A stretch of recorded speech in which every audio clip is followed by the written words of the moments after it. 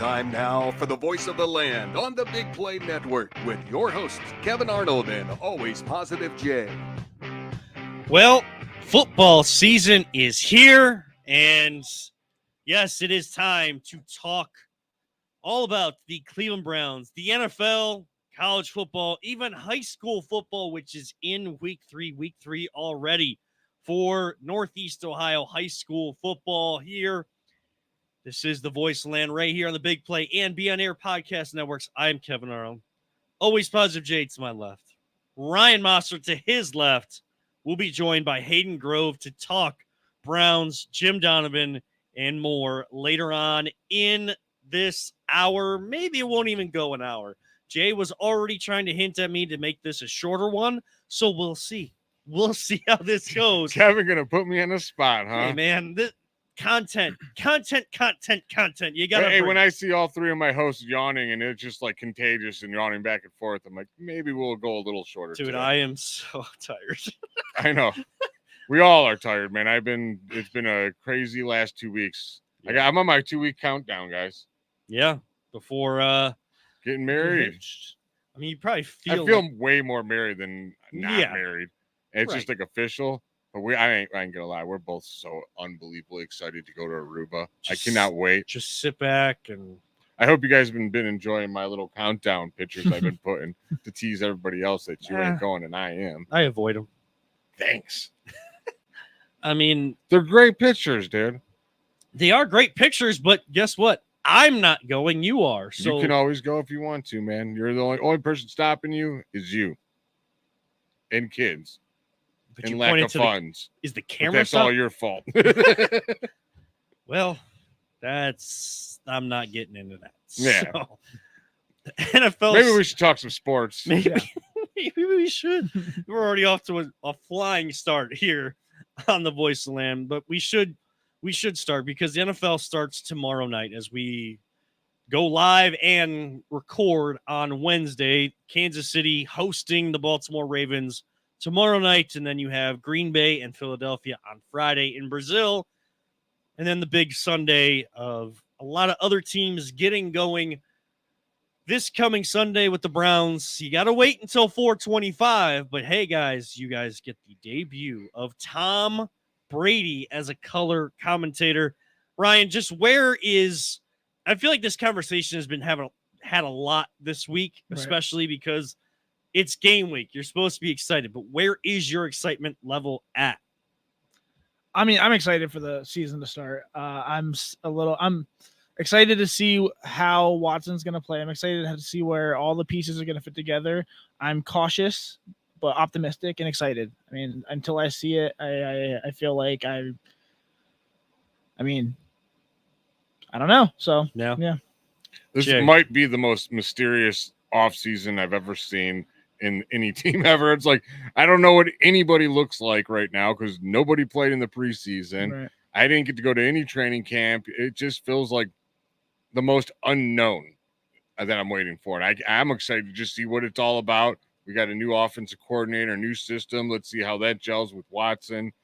I mean, left tackle right now. That's a big question. Is it going to be is it Conklin? Is it Jed Wills said he's not going to play? The coach said he might play. Like, He said he wouldn't start. He said no to the starting question. Yeah. That's how it was phrased to him.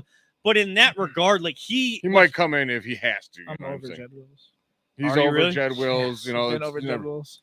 Yeah. I mean, so Ryan, we actually did back in when Jed Wills was drafted, and this was during COVID, so in 2020. Was that the big draft party? That thing? was the big virtual draft party that was that we did awesome. through Zoom, and that's when Okay. Nick Paulus was still one of the hosts. By the way, we're doing that this year. We're like, we have to do it. I'm sorry to throw you off.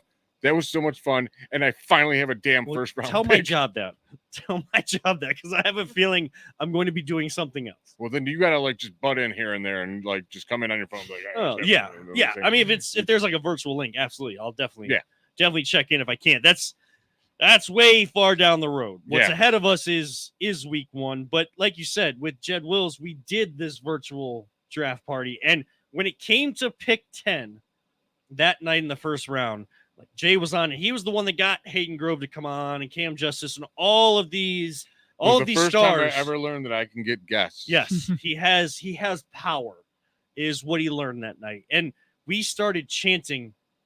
What was it? Wirfs? Was that Yeah, the Tristan Wirfs. was Yeah. that the That's what I we wanted want Wirfs. We want Wirfs. So it was like we had everybody going, and then they said Jed Wills, and we're like, well, I mean, like they went the direction you're supposed to go, so there wasn't a negative reaction. It's just it has not worked out. What I think I'm hoping that he learned something this offseason, Rye, because he had to go through an injury that he wasn't expecting. Remember, he was supposed to be back well before now. Yeah. He was supposed to be back last season. But we found out he got a scope on his knee. He had surgery on the knee that he was originally told he wasn't going to need. So, yeah, today he said he's not going to start. He's going out there. Like, this is his first practice in total. He's done some individual stuff. He's done stuff on the side. Everybody else has gone through training camp. I know we didn't see him in preseason, but everybody else has gone through practice. So I think for him, it might be a week or two. Like, everybody's going to keep asking, and I don't want to keep asking the question, oh, will Jed Wills practice? Will Jed Wills play? Just like we did with Watson last year after week 3. It's just, I feel like it may be longer than people realize. Like, let him get up to speed physically, mentally. It's one thing to condition. But does he want to? That's my question. That's where I see it. Does he have the yips? Is he That's afraid? a big question Is he about him. using this as an excuse? I'm not sure. You said he had a scope on his knee. Yes. A lot of people heal relatively quick. Some people are back within weeks. I mean, this is months. I mean, I'm not going to, he could seriously be hurt, but I don't know, man. I just don't see motivation to get back out there. I don't see it at all. So, and that for me is on par with his career so far. So, Jay, do you feel confident Jed Wills not at least not starting? Who do you feel more confident in? Starting Hudson, who's been working there this whole offseason, or Jack Conklin, who played there in college and is a more seasoned veteran, just has not had the injury luck that he would want to since he's been here? Jack Conklin, if he's healthy, I'd actually rather have him. And absolutely. And even when we drafted Jedrick Wills, I remember telling Mike Boehm, who was on with us, I was like, that's actually the one dude I want least. And he's like, why? I'm like, I just didn't want a guy that's going to go from right to left. And I'm like, I'm cool on that. I just want an established guy from the Big Ten that's just a beast. I'll take anyone from Iowa almost every year. And like you said, that's why we all wanted Wirfs. Since then, he's gotten a lot of I don't know how to put it, like people talking down about him and stuff, rightfully so. A lot of criticism, and I've kind of defended him a lot of times. And I think when you replace Joe Thomas, it's like extremely hard to do. Like, we had the greatest probably ever to do it, and those are shoes you just can't fill. It's nearly impossible you're going to find someone that damn good. I don't think people were expecting him to fill those shoes, though. So, but I also don't think he is as bad as everyone says. No, I don't think he's a C. We'd rather have a B, and I think we can improve. I do. I really think we can improve, and I think eventually we're probably going to move on from him this year. I don't think it's this injury, like you said. I think it's my guess. It's just hurt. Like, he's not ready to go, and I think they're like, we don't even want you to stress it. Would you? If this is your last year in a contract and you go back early and you hurt yourself, you're screwing yourself out of millions. And I think that's what has a lot to play into it. He wants to make sure there's a lot. Maybe they want him to too. Yeah. To make sure that he's 100%. Because if you can get him 100%, like last time we played, he was playing through injury. He had a bad ankle and he played through it and he was okay. He wasn't great, and he definitely was due for criticism. And I can see why people like you were like, I'm done with them, ready to move on. I understand that. I don't even think he's earned a second contract, to be honest. So, but that's why I think the Browns right now, they did draft him. He's a first round pick. Yeah. First round pick. That's why he's still on the team. Yes. So, and if he could come in and be like, all right, and has a great season. I hope he does. That'd be great. Exactly. It would be awesome. Then we don't have to go find one. ID Crow. That'd be amazing. And if he doesn't, no love lost. It's like we move on. He's no longer accountable on our salary cap. And we get a new one, and he's cheaper for. And I agree with Conklin. If Conklin stays health is. I don't trust his health or whatever. I'm not trying to be a jerk, but I think he's I mean, I once think they he's second- done. once The they second start, they don't contract stop. Question. Yeah. I had a question. Yeah, They I don't agree, get better. They get worse, and they come quicker. What you don't want for Jed Wills is kind of what you're alluding to, and I know you're not actually trying to say this Sure. about him, Jay, but like a lot of people in his ear in the final year of his contract to go out there and earn the money, and is it smarter to hold off so that you can be at your absolute peak to then go out there and show like a burst of 5 games that then earns you more money than where your value is right now? So I I think don't. he's going to be. The thing is, he'll probably be ready and starting next week, you guys, and he most likely will be. It seems like we're on And that. Conklin will We'll need the probably move depth back. for sure. Yeah, it So seems like we're on that somebody. track. For me, look, the Joe Thomas conversation, we got spoiled by having the absolute best in the game for his 11-year career. Yeah, he was all right. Right at left tackle. Went over 10,000 straight snaps. Did not miss, and unfortunately he was towards the end of his career where the injuries started, and he knew that they weren't going to stop, and he had done enough at that point. This seems like a cop-out answer, and it's already going through my head like, oh, cop out. But for me, at left tackle and even just offensive line, you know what I want? I don't want to hear about him during a game. Yeah, Because if you hear about him, that means penalty flags. That means whoever the color commentators are. Like if you hear Tom Brady talking about the left tackle, now that's a quarterback. He knows where they're supposed to be and all of that. But if you hear a defensive guy talking about the offensive lineman and he can see all of these issues, that's not a good thing. Joe Thomas wasn't necessarily talked about during games. It was after games, after the seasons. Boy, oh boy, like what he did to lock down that side of the offensive line wasn't just average, above average. It was all pro. It was Hall of Fame level, and he rightfully so. He is now enshrined in Canton, Ohio. But for Jed Wills, like, look, you need to protect the blind side. And if you don't care out there, you need to get off that football field because you are putting teammates, especially your quarterback, at risk. For sure. Well, since we're talking about Joe Thomas, when he played, those teams were unfortunately Oh, horrible. man. And it wasn't his fault by any means. Imagine him in this era right now. Those teams were bad. Do you guys feel like the national media is treating us like those teams still? Like, Oh, absolutely. we're not getting respect whatsoever. I think Shannon Sharp might be the legit only national person I seen say anything nice about the team. He predicted us playing in the AFC Championship game, and we're saying we don't know, and it's hard to say how excited we really are. I was helping someone at work today, kind of going through their training process, talking on a microphone, all of those types of things, and we did kind of a mock segment, and we asked that same question: how excited really are you? And I can't really answer that because there's so much unknown. Mm-hmm. I can't that say. Actually makes it more exciting for me though. Like I love the unknown. Like if I could see a movie and I have no trailers, I'm going to enjoy that movie better because there's no spoilers whatsoever. No way. My wife will ask 100 questions. No way. Oh no, you gotta watch it alone, No man. Well, there's no way I'm going to be able to enjoy Deadpool and Wolverine now because people just put out every single. Exactly my point. Like I don't want to know everything. Sometimes the mystery is kind of making it exciting and nervous at the same time, which isn't But bad. Isn't this different? Huh? Isn't it different here where you don't know? Because it doesn't make me excited because here's why. Look,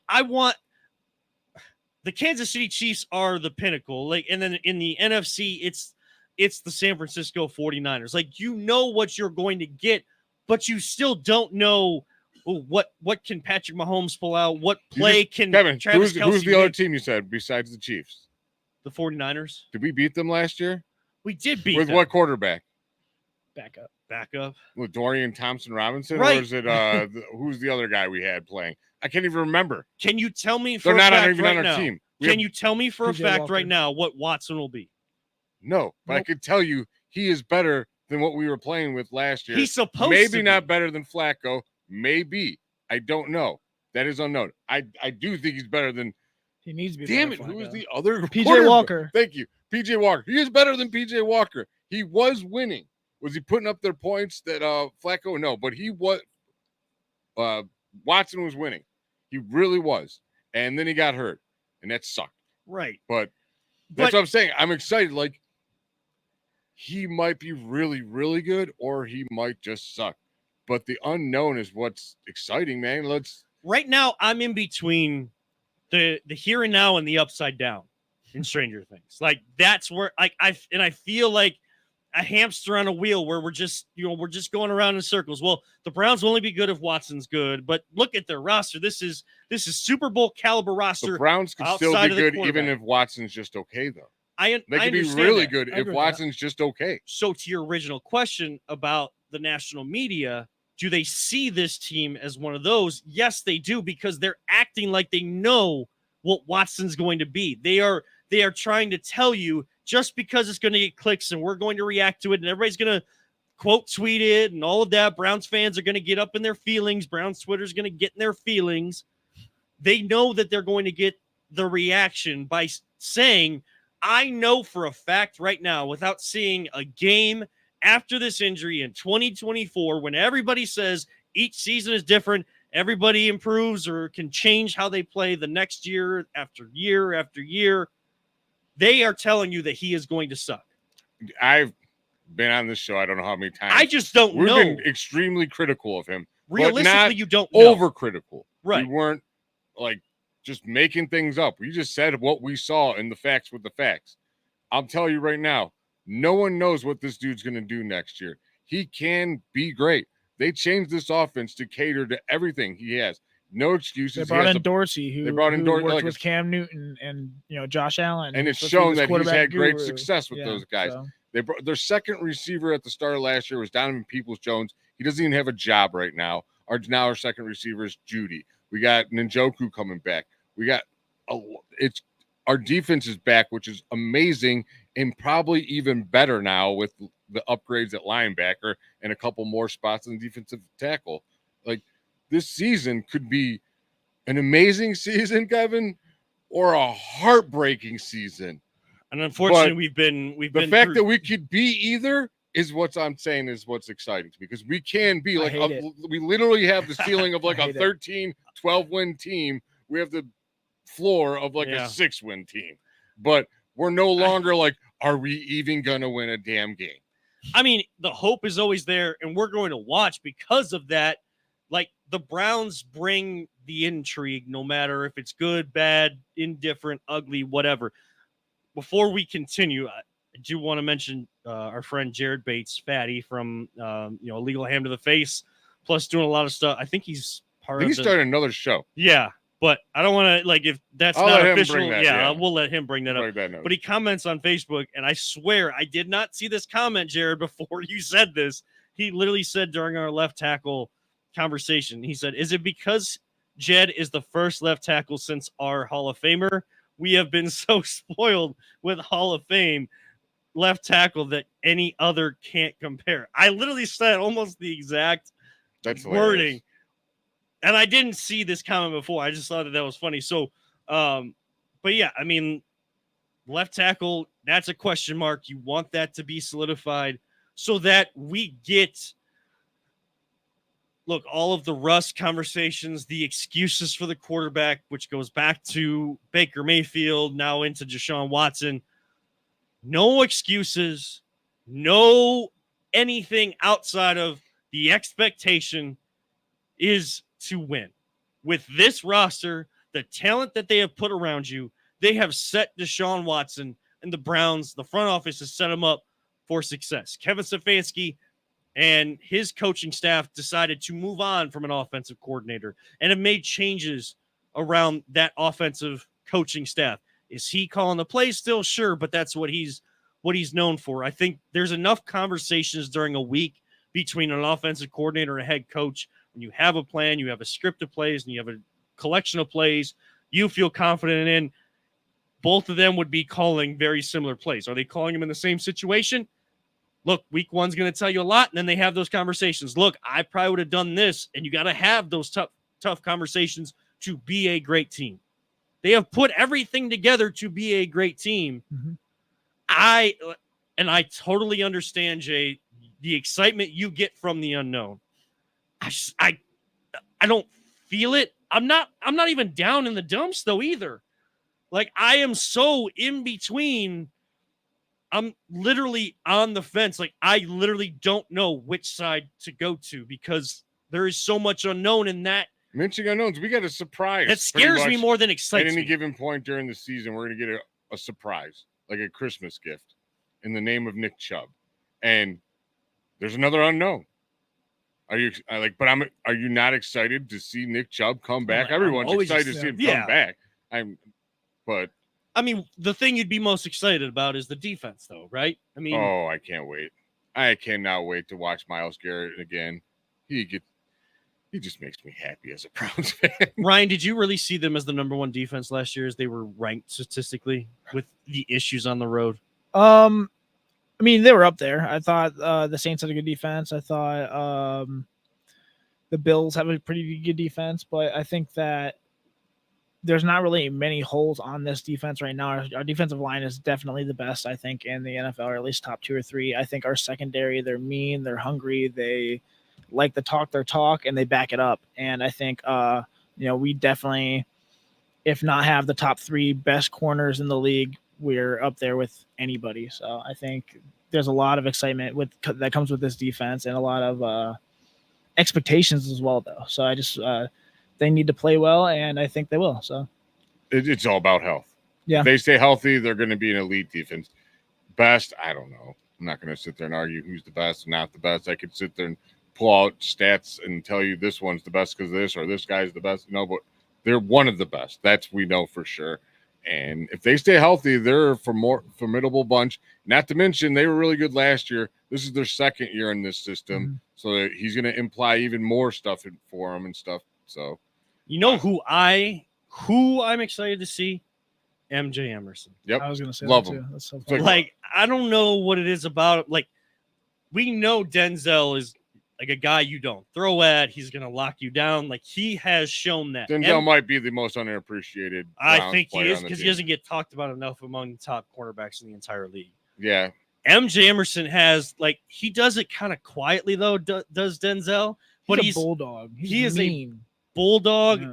Now, does that lead to some of his concussion issues? Yes, he is trying a new helmet this season. I don't know if it's like the top line where almost like the skull caps are built in Yeah, the Guardian into helmets. it, the Guardian helmet built into it, but something a little bit more protection wise. It sucks that he was wearing a Guardian helmet and still got a concussion. I think he was feeling okay, but again, you're in the protocol. You got to follow that. I saw him hit the ground. It didn't seem very good, but he seemed in good spirits. And I mean, today, it was confirmed it was his fifth concussion, so it was a concussion. We're talking about Ward, right? yes. Yeah. But I'm glad to see him be a captain. Yeah. Because like the leadership that you see, like he is so quiet. When he's in interviews, he's very quick. He gives very short answers. Makes it great for someone that has to cut sound and not have to dig through a minute-long answer. But he was like that when I met him too. Yeah. He was very short and like he's keeps been to a himself leader, kind though. of. Like behind the scenes, he's been that leader and he's the captain. But you know who has the swag and is building a reputation for being another He's got great the corner? dog in him, man. Emerson, man. MJ Emerson. If you have a lockdown corner on one side and the other side, and Greg Newsome builds some confidence as he gets back from his injury and he has the slot, these guys stay healthy. Dangerous. A lot of Boy, talking. oh boy, like if Miles can't get home, Yeah. where are you going to throw to? Because like That's the beauty of it. Like, lockdown. you might not see Miles get the sack, but he's forcing the quarterback to throw a little bit off of where he's used to throwing, and that leads to those guys getting picks. And with the addition of, I mean, we'll see with Mike Hall Jr. as well. I mean, that kid, I mean, he's one of the fastest. He was compared to Aaron Donald on his quickness just to get off the line. So Yeah. we'll see how. I mean, obviously he's on the NFL commissioner exempt list right now, but with after all that legal stuff, goes through, we'll see if he can get on the field and make a difference for us. So if he does, And yeah, I mean, if the legal process tells us the story of the alleged incident, then he shouldn't be. People like that shouldn't be anywhere. Agreed. Anywhere near. Like I understand people deserve second chances. It doesn't get talked about now with Watson. Like that was one reason when he came here that people didn't like that he was here. Mhm. It's still a reason I'm not like I can't be and go to the mountaintop and be the biggest Watson supporter. I am rooting for the Browns, and he is the quarterback. So I've been able to look at it from a football standpoint, but I don't want it to be swept under the rug, these alleged incidents, because these types of things, not just to prominent people, these things happen in our society, and it is disgusting when it's legit, not just even alleged. It is disgusting. It is unacceptable. Should not happen. That kind of behavior should not be acceptable. Again, second chances are out there, but if you don't learn from your mistake the first time, and it comes back, I mean, how many more chances do you get? And if you have talent in professional sports, we have seen guys get more than a second chance, sometimes unjustifiably so, just because people just want to win. And there's things that can be bigger than winning. Before Hayden Grove does join us here in just a couple minutes, I do want to touch on college football. We did see week 1, Ohio State 52-6 over Akron. Everybody freaking out when Akron went up 3-0. Oh boy, an offense that hasn't had a chance to play against anybody else but themselves. Are you talking about on Twitter? Yes. Do not look at Twitter during games. It's not even. It is the worst place to look during games. This is why no I matter don't what, tweet. during Guardians games, during Browns games, and the worst is during OSU games. I love it. This is why I don't I live can't tweet stand games. it. Like, look at the whole picture. Once the game ends, when you say something after the first play of an NFL game, college football game, whatever, especially in Browns Twitter or Northeast Ohio version of Buckeye Twitter, like that tweet, by the time the halftime comes, let alone the end of the game, that story has completely changed. You know, like, and I get it. Everybody wants to react immediately. That's what social media has brought to us. But Jeremiah Smith, he's that dude. He's that dude. This defense is going to be tough. Are you going to learn anything from a game against Akron? No. Everybody's upset that they didn't cover. Oh, if you bet that they were going to cover, I'm sorry that you lost money. Chip Kelly said he wasn't trying to put up 70 or anything. He's trying to establish the run game, an identity. Start the habits now against the teams you can get away with some mistakes against, so that by the time you do get to Oregon in the middle of the season, that type of stuff is all weeded out, and you're just an engine with chemistry that's ready to roll against the best of the best. I cannot wait for this playoffs, like, to see how it goes. Like, I've been wanting this for so long. Apparently, Florida State didn't get the memo that that football season started. Yeah. Holy moly. Oh boy. DJ, I don't even know how to say his last name, but DJ, I can't hit the broadside of a barn. Yeah.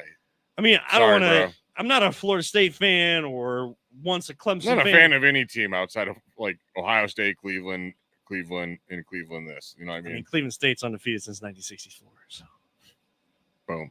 I thought you were going to come back at me for that one. They don't have football. No, I just let it go. Can you imagine if Cleveland State ever did get a football program, like the kids that here in Northeast Ohio alone, the talent that's kind of left over that ends up going to D2 and D3, Cleveland State in a Division I level, like the talent they'd have to get to start their program with. Like how great. All the really good players, guess where they're going to go? Ohio State.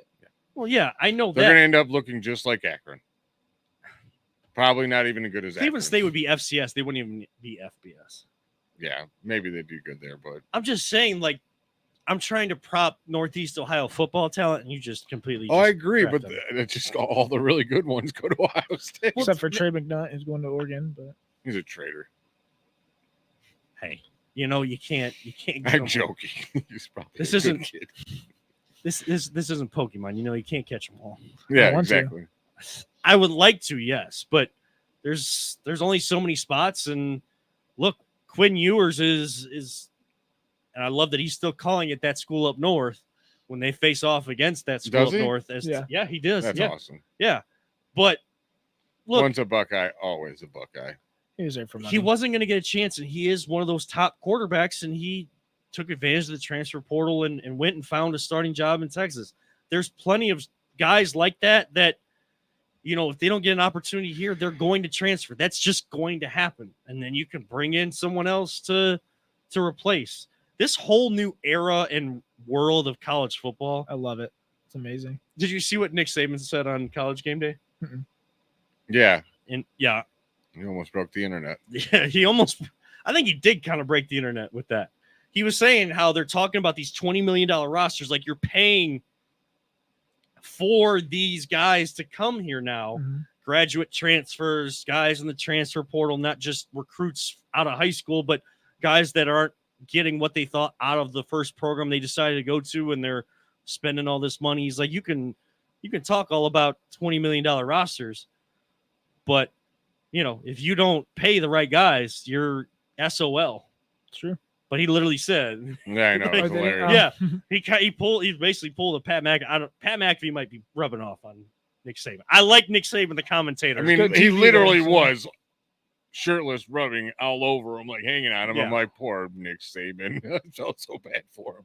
It's like, what the hell happened here? I went from this prestige college coach to this guy hanging all over Everybody me. made those comments and took pictures of his and the little video snippets of his face and stuff like that. I think he loves going on Pat McAfee and what he gets to do right now. And if he ever goes back to coaching, I'll understand, because people can't let it go. But I'm liking this version of Nick Saban. I think he's done. I think he's having fun and retired. I mean, even Bill Belichick is going on with Pat and some of that stuff. And you kind of like a guy like that you don't like when they're coaching. We are connecting with Hayden Grove right now here in just a second, but overall, college football, guys, I mean, we're going to see so many different things this season. And like you said, the college football playoff, I cannot wait to see how this whole process goes once we get that all situated. But it's only week 1. Don't overreact. Ohio State will be fine. Plenty of the top programs will be fine. But we do welcome from Cleveland.com, Hayden Grove to the program. Hayden, you are a friend of the show. Thank you so much for taking some time tonight, kind of on our football special as the Browns kick off this Sunday. How are things going for you? Any new spots that you've been able to display those singing talents at lately? Things are good. No, I just kind of same old grinding. Getting ready for an exciting football season here in Cleveland and around the country. Now, Hayden, we saved this conversation for when you came on, because I know Jay probably talked to you about wanting to talk about this as well, and I know you haven't been out to training camp, but Jim Donovan stepping down as the play-by-play voice, the voice that we have kind of heard. Just your thoughts on that, and of course, I know we are all wishing Jim the absolute best as he continues to fight against cancer and spend time with his family, and rightfully so. Yeah, it's horrible. It's really unfortunate. It's the worst. That's really all you can say about it. I really hope and pray, and I've been praying for Jimmy, that he can, find a way to once again beat this thing, and can find a way to, come back and he said he's called his last Browns game, and maybe that's so, but maybe he can still find a way to be around the team or something. But, we got to all, give him all the positive support and all the positive prayers and thoughts and everything that we possibly can to send him his way, because, it's way bigger than football. It's way bigger than the Browns. It's about, everything that he brings to not only Cleveland, but his family. It's way bigger than football. So we just given all the positive prayers and thoughts that we can his way. I know for my generation, the kids that, born in the 90s and growing, basically coming of age during the time when the Browns were gone. So as I became more conscientious of sports and stuff like that, 1999, my first real memory, I never really paid attention, Hayden, to play-by-play and stuff, and somehow I ended up getting into it, but I wasn't like Jim, where he was at Celtics games and Bruins games and calling them himself, and then sending tapes off to the top sports guys of those times. But I remember that moment, that Hail Mary in New Orleans, when Kevin Johnson caught that. That was that moment, just sitting outside with my dad and my mom, working on the outside yard. I feel like a lot of us have those memories, that first time that we heard that voice. And while radio seems like it's an ancient thing, boy, oh boy, could he paint a picture, and how lucky we have been to have him and so many guys like him here in Cleveland to paint those pictures. Yeah, we've been certainly lucky in Cleveland. Tom Hamilton continues to do it and is incredible. And obviously Jimmy painted some wonderful pictures of the Cleveland Browns. And I think that, yes, in the age of TV, the age of, being able to watch all this stuff, I think that sometimes it's kind of an overlooked art, but it certainly is an art. And it brings you back to a time where things were a little bit simpler, and it kind of allows you to paint your own picture, which is pretty awesome. But yeah, I love listening to games on the radio. Obviously, I don't get to do it too much anymore with the Browns. But there is something different about it. In terms of a television broadcast, it's more about, stories and whatnot. But when you're talking about play-by-play on the radio, you gotta be specific, you gotta be detailed, and you have to, use your own paintbrush to kind of show the viewers that what they can't see. And I think it's a lost art, and I think that we are certainly lucky here in Cleveland to have some of the best to ever do it. Yeah, I agree. I feel like he's like Rembrandt with a microphone, and with that, it feels like the end of an era, with Doug Deacon stepping down, I think it was last year, and now Jimmy ending. It feels like the voice of Brown's generation has now stopped. Nathan is great, and I'm not sure who we have going next. Nobody has said anything. Yeah, we'll find out very soon, but it feels like it's definitely a huge loss right now. Yeah, it is. I mean, it's definitely the end of an era. Jimmy and Doug were an incredible duo. And I really do feel kind of horrible that that they had to endure so many bad seasons and so many just apathetic football and so much dysfunction and stuff, because now they're starting to turn the corner, and now they're looking like, okay, if maybe not a perennial Super Bowl contender, at least a perennial team that you kind of got to watch out for in the AFC North. So that's something that they didn't get to see too much of, unfortunately, and I do feel badly for that, but I'm sure there's no one happier that they are turning the corner than both Jimmy and Doug.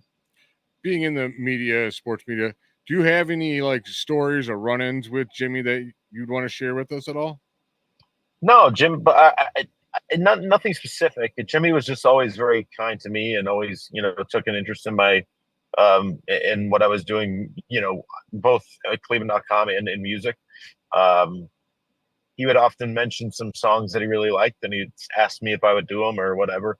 And he was also a very funny guy. He was always, quipping about this and that and the other thing. So he just, again, always was, had a kind word, and was definitely always very affable guy and great to deal with. So certainly that I will definitely miss having him around in that regard, 100%. I'll always remember when he pretty much stuck up for all the fans, and I forget who said something about our fans, and he really took our back, and how we've been there through thick and thin, and they're the ones that haven't showed up, and we have been showing up since. Well, I mean, Cleveland just always going to appreciate him. We're going to miss him so dearly. Yeah.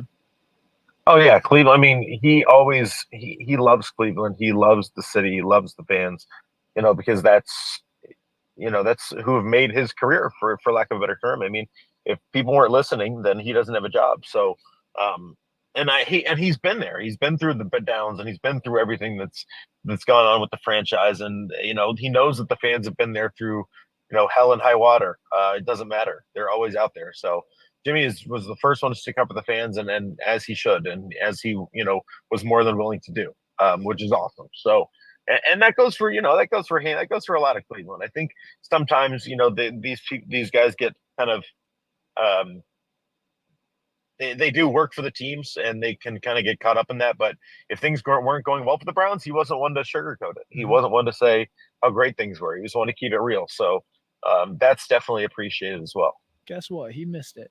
That was pretty good quote from Jimmy there. Yeah, and it's someone that's garnered that kind of respect. And again, we're just wishing him the best. I know he's with his family, but Cleveland is fighting right alongside you, Jim Donovan. Hayden Grove, Cleveland.com, is our guest. And Hayden, to switch gears as we do get into the season, as we said, I know you haven't had a chance to get out to training camp and see the team a lot, but just from your perspective, we've talked a lot tonight about excitement level and a lot of the unknown around this team.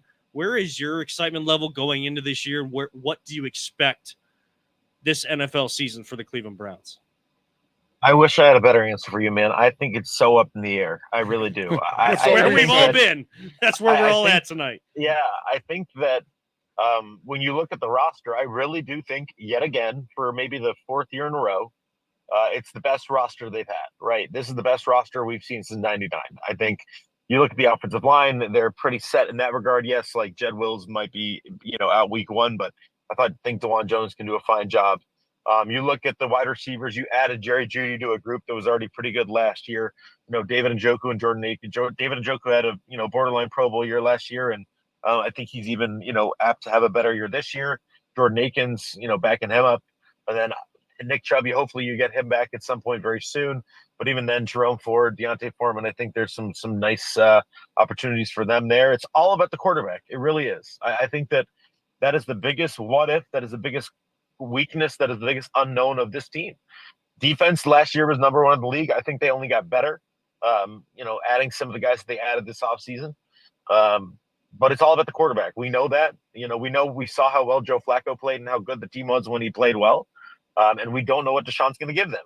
I have seen reports from Zach Jackson saying that he was atrocious in training camp, and I've seen reports saying, he wasn't awful, but we haven't seen anything, and it doesn't really matter, right? All that matters is how he plays in the regular season. And I think it's just such a huge question mark, and really will be the telltale of whether this thing is headed back in the right direction, or if kind of a reboot is needed at the quarterback position. What's your feelings on Jedrick Wills? You want my honest feelings on Jedrick? Wills? Honest to God, We've we given have them all. mixed feelings on here. We've given them all. I think there's something kind of behind the scenes with him that that doesn't necessarily that we don't get to see. I think it's maybe a thing between the ears, and I'm very sympathetic of that. From what I've dealt with, so I think that kind of has something to do with his kind of inconsistency, and I don't think it's a lack of toughness. I don't know. I don't think we're privy to see, and nor should we be. But I think that there's something going on there, and I just hope Jed's okay, and I hope he's as happy and as healthy as he can be. But I don't necessarily think that we are getting the best of Jed Wills, and I hope that Jed Wills gets the best for himself. And maybe we will see the best of Jed Wills. I mean, one of the hardest things coming back from an injury, you got to come back physically, but then you got to get over that mental hurdle of, is my body going to hold up? And you're afraid of getting hurt. And especially, like I said, in a contract year for him, that's got to be terrifying in a way. That is one of the most overlooked things in sports. We just think that, these guys, they get paid millions of dollars and they get the best care, and they get the best surgeries, and they'll be back and be back to themselves. And sometimes they are, right? Sometimes they certainly are, but other times I think, there is a huge kind of mental hurdle that they have to fight through. Getting that confidence back in that leg or in that shoulder, in that whatever it may be. It's a huge thing that we overlook a lot. So, it's easier said than done to kind of get back from an injury, and getting back mentally is as hard as anything, as well as physically. And doing all that, with hundreds of thousands of people watching you, and then if you do horrible, they just come and attack you on social media. I'm sure it's really easy, Yeah, exactly. Oh, you're such a this and you're such a that. You're soft for not playing. Yeah, well, you go through a big injury and see how it feels. It's not easy. Hayden Grove, Cleveland.com is our guest. How intrigued are you to see this new kickoff rule and how teams are going to try to strategize throughout the year with possibly some more big plays coming out of the opening kickoff and something we haven't seen recent years? I was actually initially excited, and I think I'm less excited now. I think that the idea, like in theory, it was cool. But I think, and maybe it was just the preseason where it wasn't really cool. But I think at the end of the day, it's one of those things where I think the art has just kind of been lost, and they're trying to recreate the wheel. And maybe it is just best if they, you started off at the 25-yard line. I mean, that's what it's going to be mostly anyways. I think they're going to just kick it into the end zone and say, okay, you start at the 25 or the 30 or whatever it is. But maybe I'll be wrong. Maybe I'll be wrong, and they really do a good job of trying to kick that ball into that zone and making guys make plays. But I think the easy thing to do is just to kind of kick it out and say, okay, take it at the 30 or whatever it is. I was privileged to talk to Josh Cribbs at the Big Play golf outing this Sunday, and he was telling me how he's extremely excited for it. And he's like, man, I really wish I was still playing, because I'm going to tell you right now, I would have broke all kinds of records with this setup. He goes, because the beauty of it, if you can get past that initial wall, it's just daylight after that. And I just hope, because it was one of my favorite plays growing up, watching Eric Metcalf, and then just like I said to Josh Cribbs, like the kickoff was so exciting, and it is just the most dull play in all of sports right now. And I'm glad they at least attempted to do something to change it up. Yeah, that's the funny thing, right? Like, we grew up in the era where it was fun to watch a Josh Cribbs. It was fun to watch a Devin Hester. It was fun to watch these guys. Like, Devin Hester's in the Hall of Fame. Like, I don't know. I mean, Dante Hall, Cribbs, the human Dante joystick. Hall, right. And if any of those guys, I don't know that Josh Cribbs will get in the Hall. I mean, it would be awesome for him to do that. Be. I think he deserves to be at least in the Browns Hall of Fame. But that being said, you just don't see things like that anymore. It's like those guys are saved for offense or defense, and maybe this will change that. Maybe it will, but I don't know. I was excited. I think I'm a little less excited now, but maybe my mind will be changed. Hayden Grove, Cleveland.com. Hayden, what projects, where can people see your work? Like, plug everything you have coming up. I know that as we get into the football season and get close to the holiday time, I'm sure the singing engagements are going to pick up for you as well. Yeah, plenty going on. You can check out all my socials at H_Grove. It's for everything. So check me out there. You'll be able to see everything I'm working on, whatever it may be, whether it's sports, whether it's singing, whatever I'm doing that day, you'll be able to find out on my social media. Well, I'll give all my listeners a tip. You need a date night, you go take your special friend and you go watch Hayden and listen to him, and you're going to be in good hands. Thank you, man. I appreciate that. Well, and we all share that same sentiment. Well, Hayden, thank you so much. We always enjoy talking to you. You are a friend of the show, so and thank you so much for the extreme late notice of coming on. That was Yeah, man. Anytime. We're glad to help. Absolutely. Hayden, good luck with everything you have going on. I'm sure we'll cross paths at some point this football season. Hayden Grove, Cleveland.com. We appreciate your time here tonight. Thanks, Hayden. Thank you, guys. Have a great night. It is Hayden Grove, Cleveland.com. I mean, you hear it right there. It's the same kind of conversation. I know. I was going to tell him, like, well, I'm glad I rushed you to come on so you could say the exact same things we just said. But it just tells you that's how I think all Browns fans feel. Yeah. Like, we need actual games, guys. Like, I guess what I'm excited for. Next week when we do the show, we can break down a game.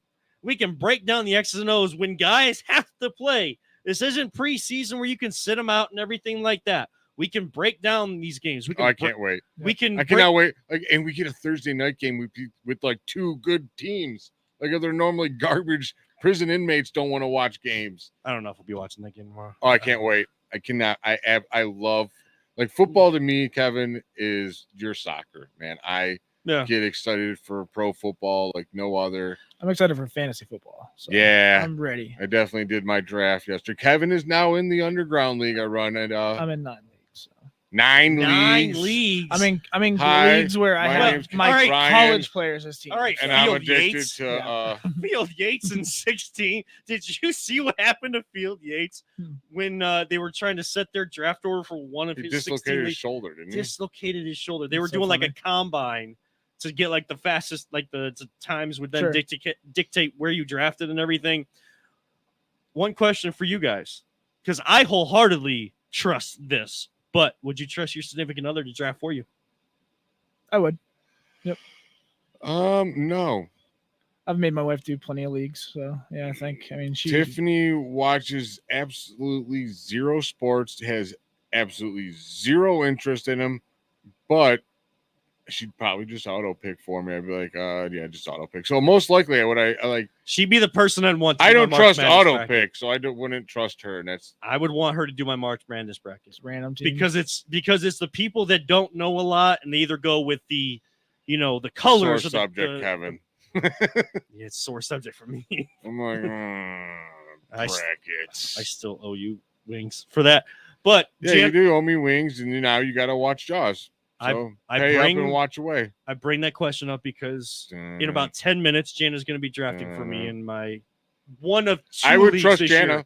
I Yeah, would. I probably trust her more than myself. I also would trust her over you. But I did win this league last year. Kevin works for a radio station. I'm like, yeah, I'd let your wife draft over you. I always I started to say I was really just going down to one league, but I mean, you guys asked me, you guys needed somebody, and it's a free league. It's free. You get your name on a trophy, which the trophy's sweet. Yes, it looks like the Super Bowl trophy, and I haven't put any names on the last 2 years because for a $3 nameplate, it's $22 in shipping. So I was like, I'll just do it like 3 at a time next time. yeah, just do it in bulk. Yeah, I'm like, I ain't doing every this few again. years, just do it in bulk. It went from $5 to $20 something. I was like, wow, you're killing me, guys. Inflation, gotta love it. As we close out here tonight, we mentioned some of the big NFL games. Make sure to tune in ChagrinValleyConference.com. If you have Spectrum, get to Spectrum Sports. I'm sure other live streams are going to be going, radio feeds, social media. Kirtland at Perry this Friday night. Peter's team of LPV Productions, AA Anthony Alford, Kyle Cornell, the Side Hustle Wrestling Podcast boys. Yes, they are back calling high school football again. It is the ESPN Cleveland Game of the Week. It's being voted on by Fox 8, by Browns fans to be their games of the week. This is one of the big lower division matchups you are going to see this year. Kirtland lost to Perry last year at home. Kirtland did. So Kirtland trying to get revenge. Perry won the Division 5 state championship. Kirtland won the Division 6. 2 defending state champions. What more can you ask for? Tiger Laverty, longtime coach at Kirtland. Bob Geswich. I mean, all you could ask for more is a front seat and a hot dog, and you'd be good to go. Absolutely. I'm going to have it up on the TVs as we do our high school stuff at ESPN Cleveland, our scoreboard show. That's our game of the week. We're going to be focused on it. So many different angles. Make sure the best live stream out there, the best live stream going. I might sound biased saying that, but it really is. Peter has done a tremendous job growing this since we started this during COVID. ChagrinValleyConference.com. You're not going to want to miss this matchup. Make sure you check that out on Friday night. Kickoff at 7 p.m. But for Ryan Mosser, always positive Jay, Peter Tellep, Jacob Tellep, I am Kevin Earl, reminding all of you sports fans, don't let anyone ever tell you it's just a game. We truly love you all 3,000. And don't talk about it, be about it. No soup for you. And live life. All gas, no brakes. Football is here. The NFL starts this week. Enjoy it, everybody. Here we go, Brownies. Here we go. Hoo, hoo. We'll see you next time right here on the Voice of the Land on the Big Play and Be On Air Podcast Networks.